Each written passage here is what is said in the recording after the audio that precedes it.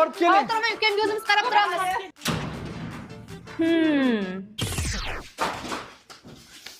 Oilada opalaringdan keyin tug'ilgan va uzoq kutilgan bitta o'g'il bo'lganing uchun ham oying uydaligida opalaring seni ko'nglingga qarashga majbur. Lekin yolg'iz qolganingda Sardor. Sardor. Hov, Voy, boshqalar gapirganda eshitmagandim, Sardor. Kechsin senaqa do'stdan. hey. Katta opa onangdan keyingi ona. Alam qiladigan joyi esa seni hali ham yosh bolacha deb o'ylashi. Sardor bo'laqa cho'miltirib qo'y, ishlarim bor edi.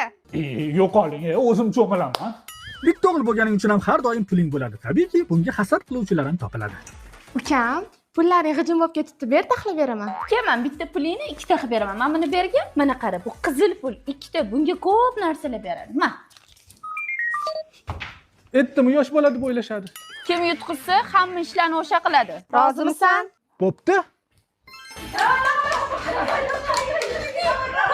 Sen yutdim deb o'ylaysan, lekin Mayli ukajon, o'zi bu uyda mehmon edim. Yaqinda turmushga chiqaman. Sizlar. Ko'nglim bo'shligi yomon-da. Opa, buni menga bering, men o'zim qilaman. Siz buni yeb turing.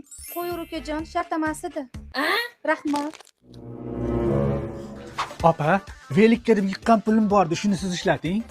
Mehmonmanda bo'lmasa olmas edim.